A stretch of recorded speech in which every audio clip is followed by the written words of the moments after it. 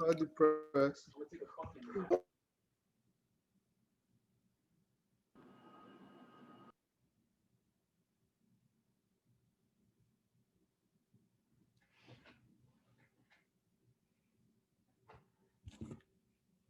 We'll give everybody a few minutes and then we'll get started.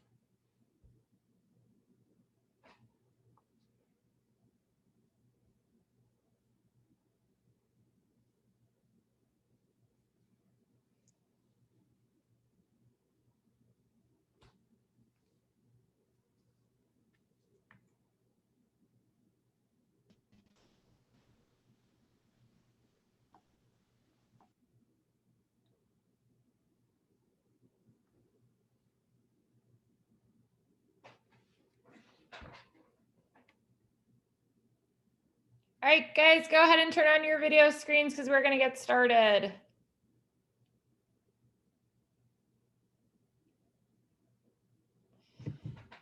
Okay, hope you guys all had a good weekend.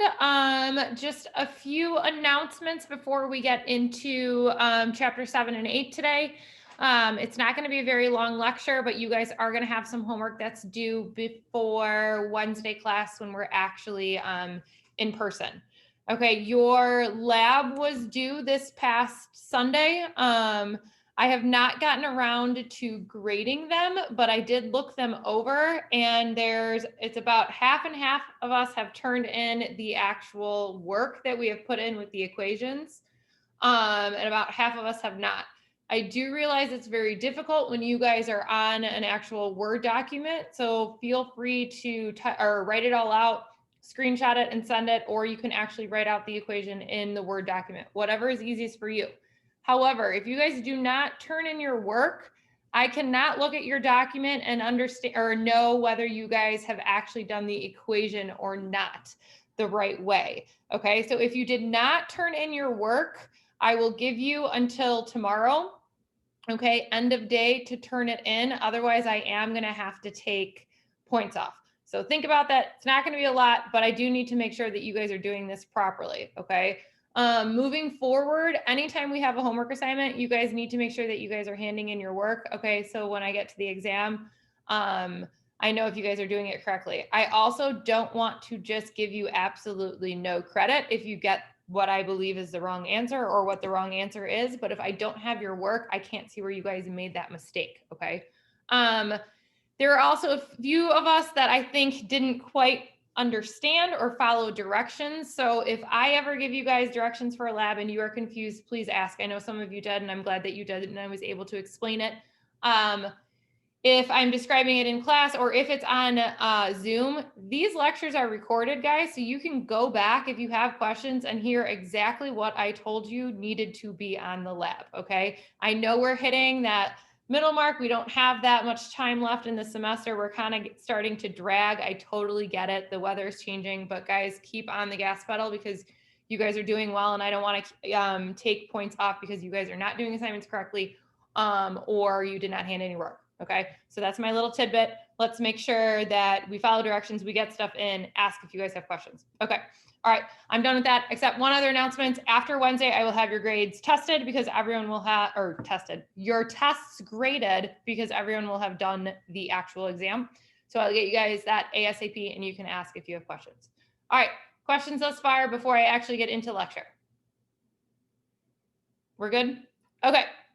So what we're going to be doing for the next unit, okay, we're going to be talking about submax testing and aerobic testing for power. We will probably not be doing the actual tests ourselves, okay, only just because of COVID, getting the right equipment to do it, all those types of things. So we will be doing some stuff in lab to measure heart rate, work on our equations. So when you guys get to the actual exam, you can understand it. Today you will have homework over the actual tests that we will be looking at and doing. So I will describe that at the end. Not a long lecture, so it shouldn't take very long, but please stop me if you guys have any questions at all. Okay. Introduction. Hold on, let me move this out of the way. Hold on, sorry guys, give me a second. Okay. So as an intro, okay, knowing a client's VO2 max, can you guys tell me what VO2 max would mean to you in your terms? Anybody?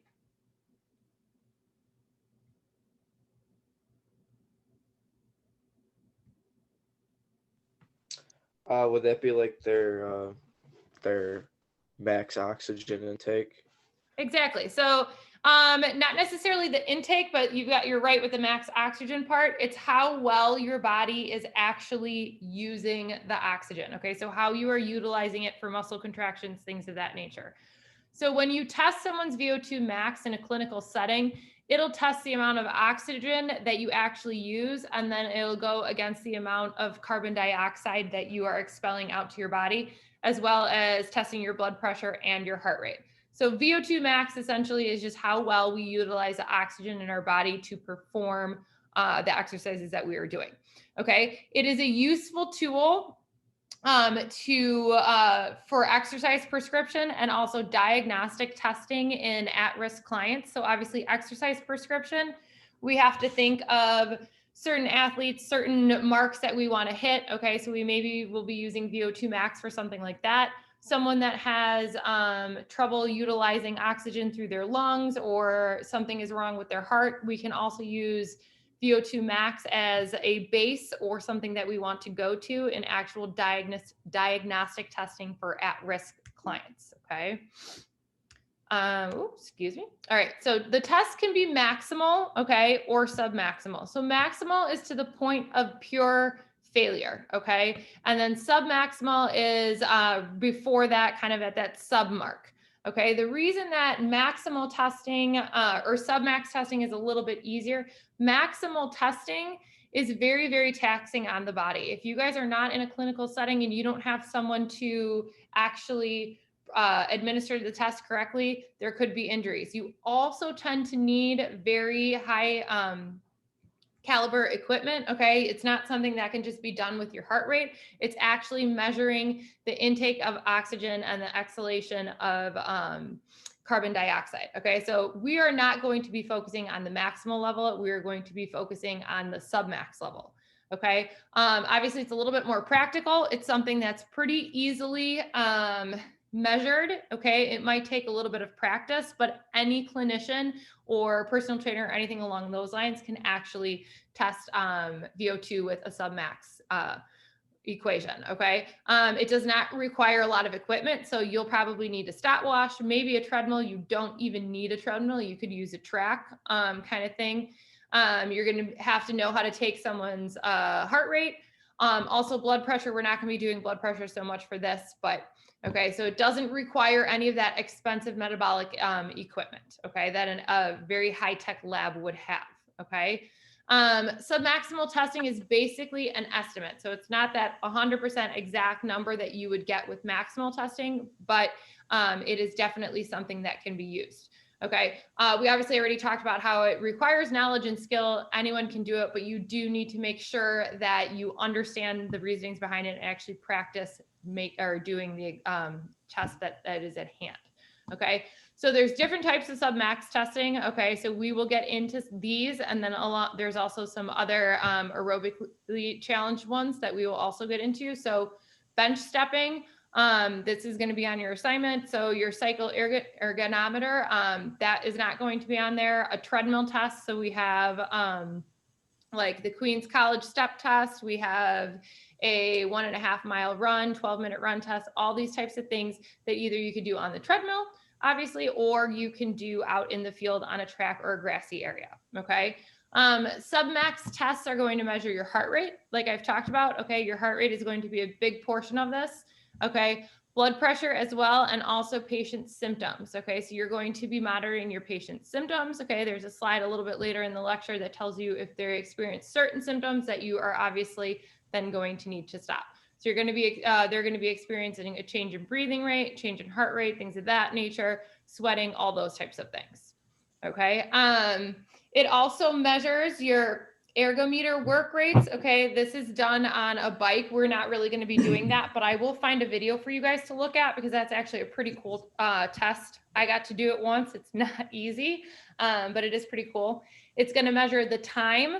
Okay, and your RPEs, which is the rate of perceived exertion. You guys should have all heard about rate of perceived exertion in some portion in one of your classes, but this is a good way to measure how your client is feeling if you aren't always sure if you can get their heart rate, things of that nature. Okay, questions on any of that thus far? Okay. So for all these testing or all the tests that you are doing, measuring the heart rate response is the most critical skill to master. So that's what we are going to try to practice when we are in lab on Monday, or I'm sorry, not Monday, on Wednesday. Okay. There's a clear relationship between heart rate, age, and fitness level. Okay. Heart rate and fitness level has a linear relationship. Can you guys describe what a linear relationship would be for this?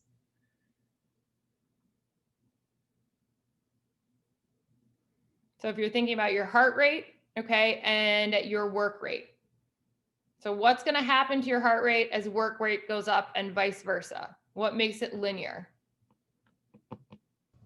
The more you work, the more the heart rate goes up.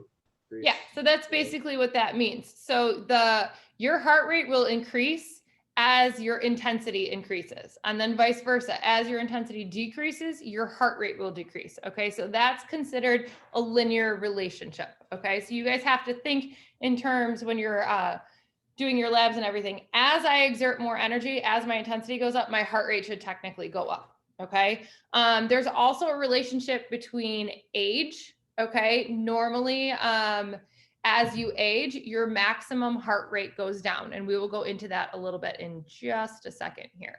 Okay, so when we are trying to find our max heart rate, you guys have probably all heard of the 220 minus age. Okay, so you have the 220 number because that's technically your maximum heart rate at birth. Yes, this varies a little bit, okay? So if you guys can see down here, it says it has a standard deviation of 12 beats per minute in either direction. So say we did 220 minus age, found your heart rate, it could technically be, your max heart rate could technically be 12 beats lower or 12 beats higher. So you can see there's a very large variance here, and it's not really the most reliable way to find your heart rate. So a more accurate way, and what we are going to be doing in class, When you guys get to videos, some of these videos use this, but I don't want you guys to pay attention to that. This is what we're going to be using in class. So our max heart rate calculation is going to be 0.7 times your age and then to take 208 minus that number. Okay, it's going to give you a more accurate description of where your maximum heart rate will be. Okay, so we're all going to have to make sure that we are all going to get our own maximum heart rates, and then we're going to test our heart rate levels throughout the class. Okay. Oh, I've skipped one little thing here. On average though, so as you age with every year you go up, you technically lose 1 beat per minute per year for your maximum heart rate. Obviously, other things are going to affect that, which we'll get into, but it's just a good statistic for you guys to know.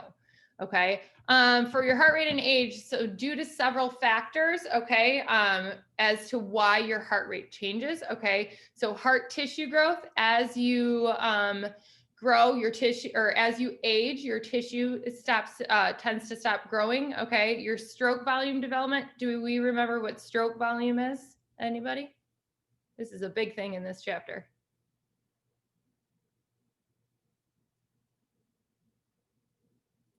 So what do we think stroke volume is? Was stroke volume how much blood your heart can pump with 1 beat? Yep, exactly. So it's the amount of blood your heart is pumping through the left ventricle with each beat. Okay, so this is going to change as you age and with training, and I will explain that in a little bit. And then heart muscle efficiency. As we age, if we just have general aging factors, so say our heart muscles get weaker, okay, just like the rest of our body, our heart muscles get weaker too. Also, if we have some sort of cardiovascular disease, okay, our heart muscle becomes less efficient, okay? So therefore, our maximum heart rate would go down, just because we're not able to sustain that amount of work at a certain level, okay? Does this make sense to everybody, or does anyone need any more clarification on that? Good, okay. So heart rate and fitness level. As your fitness level increases, your heart rate, your resting heart rate decreases, and your heart rate at sub-max levels also decreases. Can any of you think of possibly why? Just curious if any of you might know. So as we're more trained individuals, why would this happen? Your body allows you to basically take more oxygen instead of CO2. So as you're more fit, you're using, I think it's more oxygen than your CO2 within the muscles of your body. So you're allowed to keep your heart rate down. Okay, so that is technically correct. So if you guys all heard that, and I'll explain why that's correct. Okay, so a higher trained individual is going to have a higher VO2, okay, and a higher cardiac output. Okay, so our cardiac output, remember, is the amount of blood that is pumped for an entire minute throughout our body. And our VO2 max is how well we utilize the oxygen that's coming into our body. There's a reason that when we are trained individuals, why those two numbers are higher. And it's because of your stroke volume. Okay, so your stroke volume gets better. As we train, our left ventricle hypertrophies. Okay, you guys remember what hypertrophy is? It means your muscle actually grows in size. So your left ventricle is stronger and can actually pump more blood out to your body and doesn't have to work as hard because your heart rate goes down. Okay, so what's happening as our left ventricle is pushing out more blood with each heart rate and not having to work as hard, our body actually has more oxygen with every single heartbeat in our body, in turn causing our cardiac output to go up and also just having a higher VO2 max. Does that make sense to everybody? So yes, we have a higher cardiac output and VO2 max, but it's because of that stroke volume and allowing to pump up more blood and do more work at a sub-max level and be a little bit more efficient. Okay, does everybody understand that, or did I confuse anybody on that? Okay, Well, if you guys come up with questions, just ask. Okay. So heart rate and fitness level, it's the best measure of fitness because the results are predictable, reliable, and consistent. Okay. Everybody can take your heart rate. Okay. There is not any point in time that we cannot take someone's heart rate. Okay. So it's definitely something that everyone can do. It's predictable. Okay. Because everybody's heart is beating. It's reliable and it's consistent. And as we train, we should see that change in level. Okay. There's several different ways that you guys can take your heart rate. We're going to be taking it on our radial pulse. Okay. So remember our thumb side. Yes, you can take it on your brachial artery like we did for blood pressure. That one's a little bit harder. I know we all found how difficult that was. You can also take it at your carotid and also your femoral. But the best place for us to take it would be at our radial pulse.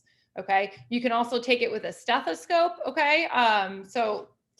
Listening to that. And then you can also do it with a heart rate monitor. Have any of you ever worn heart rate monitors? I'm sure as athletes you have. I mean, even if you guys all have iWatches or other smartwatches nowadays, they all technically have heart rate monitors. Unless you get a good heart rate monitor and there is some variation in that and it sometimes isn't as reliable. Okay. We will talk about that when we get into lab 2. But the point is there's several different ways that we can take it, whether we are actually palpating the artery or if we're using a heart rate monitor. Okay. For us, we're going to be palpating the artery. Okay. We already talked about this, so we don't need to talk about that, but make sure you guys reference this slide. Okay. And why your stroke volume gets better as you train. Okay. Also, so your heart rate response is going to be consistent, like I talked about, unless somebody has some issue with their heart. Your heart rate is going to be pretty consistent every day.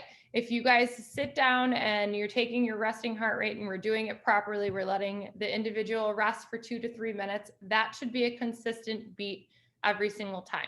Obviously, if we're eating or drinking things like caffeine, we've had coffee, things of that nature, that could obviously speed up our heart rate. And as we do tests, okay, at submax levels or maximum levels, your heart rate should be pretty consistent. Okay, as you continue to train, then you will see those variances and changes and lowering of that max heart rate and lowering of that resting heart rate. Okay, any questions on heart rate, or are we pretty much okay on that?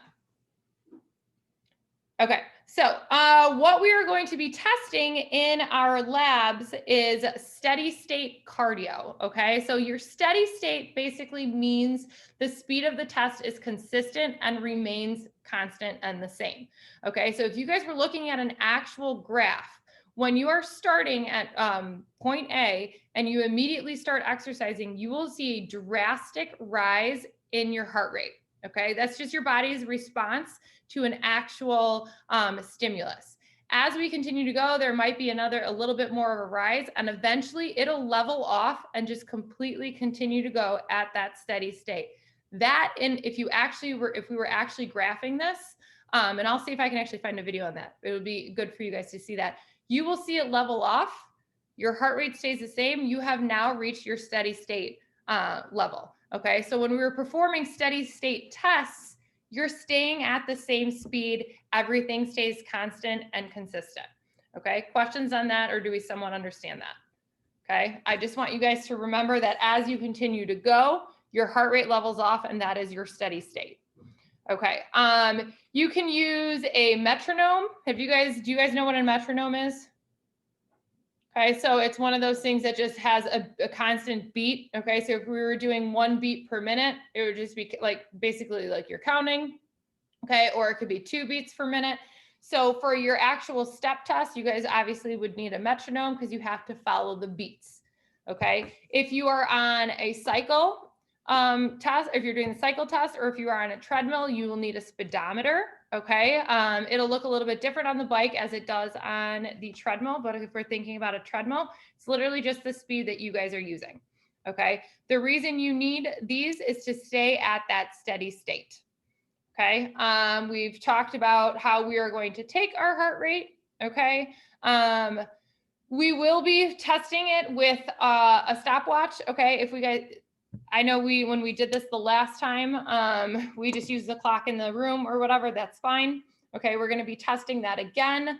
Do you guys remember how I had you, or what I had you count to when you guys did your heart rate? Does anyone remember how many seconds? 30. 30.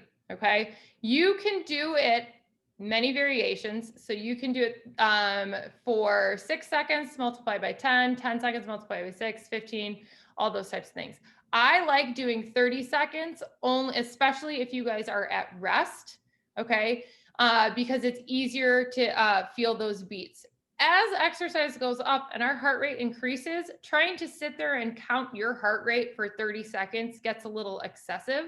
That's why we have this 6 seconds. You can time it by 10, 10 seconds by 6, 15 seconds by 4. We will try each of them, okay? But I like to do 15 seconds times 4. I think it's a pretty good number, okay, that you can count the beats. You don't want to go all the way up to 30. It's just going to be a little bit harder to count those beats if it's going much, much quicker and at a quicker rate, okay? Rate of perceived exertion. Have any of you guys ever actually used this or have done this in another class with rate of perceived exertion?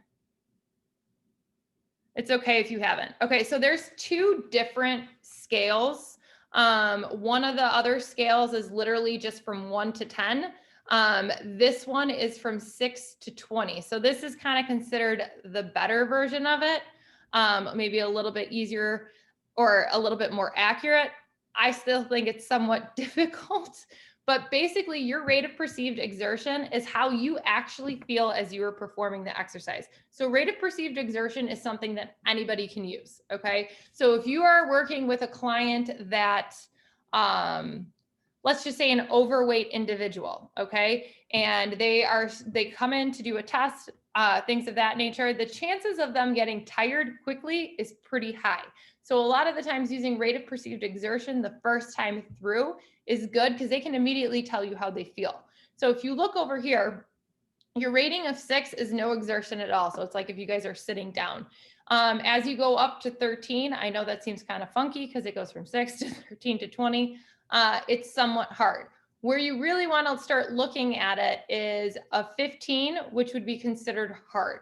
So if you guys are somewhat hard at that point, it would be, if you were working out, it would start to feel a little bit difficult, okay? And your breathing rate would be much, much quicker. Once you get to the hard stage, you cannot carry on a conversation with the person next to you, okay? Very hard, you're getting to the point where you're starting to feel completely exhausted. And then obviously all the way up to 20 would be maximal exertion, okay? I don't use this very much with clients. I work with athletes now though, not so much with clients, but I used to do this when I started out. I used the other scale from 1 to 10. It's important to know this one, but if you guys are ever going into something and you need to ask your client how you feel, you can literally say rate 1 is super easy, 5 medium, 7 hard, 10 impossible. Okay, so it's just understanding how your client actually feels. Sometimes it's easier for a client to rate their exertion like this than actually understand heart rate and things of that nature. Okay. Also, as you are performing the testing, okay, there are going to be several things that you guys want to look out for if we were actually doing this that makes you completely decide that you are stopping. So angina, remember that's that chest pain, okay? Some individuals have angina, but it is controlled. So remember from way earlier, if somebody does have angina, they need to make sure that they are getting a doctor's note before they actually perform this. If you have a rapid drop in heart rate, you're going to want to stop the test, and same with a drop in blood pressure. If we think about the way that our body responds to exercise, and as we continue exercise, our heart rate and our blood pressure should continue to rise before they drop off, okay? If you guys are doing this and it's a quick drop and you're still doing the exam, something is wrong and they need to stop, okay? Volitional fatigue, obviously they're getting too fatigued to continue, okay? Or limbs aren't functioning properly because they are too tired or they hurt themselves, something of that nature, okay? Is this somewhat self-explanatory, everything that I've talked about? Okay. It's very straightforward information. Okay. As we actually get into talking about the tests and watching some videos and things of that nature, it'll kind of become a little easier to understand or actually see what people are doing. Okay. So when we get into our exam with this, we're going to be obviously in class, we're going to be working on doing the equations and things like that together. So you can understand when you get a case study, what might happen to this individual and how we actually do the equations to test for VO2. Okay, so your homework. Okay, do not worry about these pages because you guys don't have the book. I put together an actual document. It seems long, but I had to copy and paste the pictures because I have the e-copy of the book. So that's why it's longer. Sometimes there's a big break in between. But let me take you to the screen with your homework and I will describe it all and you guys will be set to go.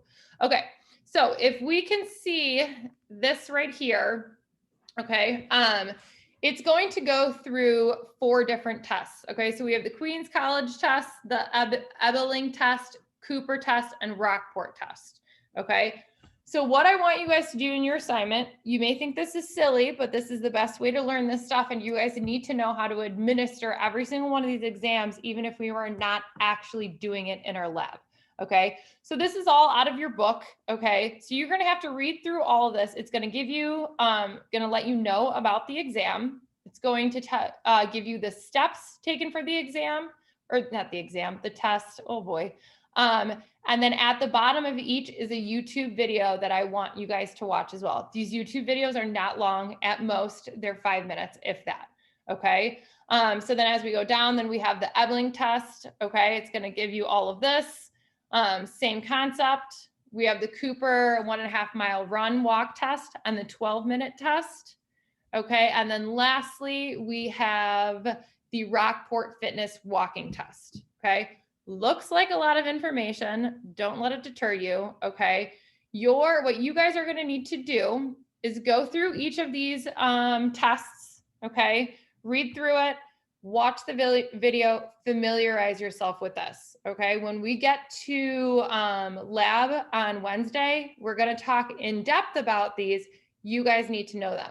So your homework is to basically summarize the steps of the test. So all of this stuff, you guys cannot copy and paste, okay? It is set up to test, or your the plagiarism thing is set up on Blackboard, so I will know whether you copy and paste this. So do not copy and paste this, okay? So for each of these, after reading it and watching the video, I want you to write down equipment that you would need for it. And this is all in the directions are on your actual lab. Okay, the equipment, what type of warm-up you would do, summarize the steps and how you would perform it, okay, or administer it, okay, and then there was one, and then state what individual this test would be good for, okay, and explain why, and I'll tell you, I'll give you a little hint on that. So if we're looking at the college step test, or the Queens College step test, it's going to be, or not jumping, it's going to be stepping up on a actual step.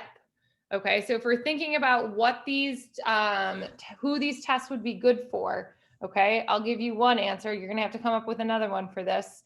It's not going to be good for someone with arthritis or orthopedic injuries, right? Okay, they're stepping up onto a step and then they have to step down. They're more at risk at injury, okay? And then also, things along the lines of if we have a very obese or overweight individual, okay? Your actual videos, some of them will tell you what they are suited for, okay? But I want you guys to try to critically think, hey, who would this be suited for? Who would this not be suited for and why? Okay, so as you guys are, you're gonna type this up into a separate Word document, okay? So you're not gonna use this document here, okay? Type it up in a separate Word document.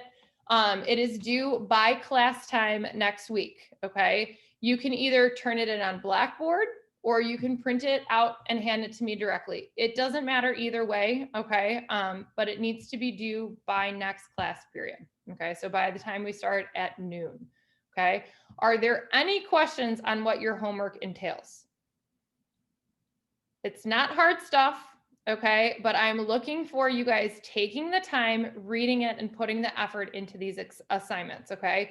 Most of us are doing really, really well. However, some of us still need to put a little bit more effort into actually answering the question fully and explaining why things are happening so I can actually understand that you guys get the concepts, okay? If you guys have no questions, you guys can head out. We will be in class next or this coming Wednesday at noon. Please be on time so we can get this stuff going and then I can get you guys out of there at a decent hour. Okay? If you have questions, let me know. Otherwise, have a great rest of your day, guys.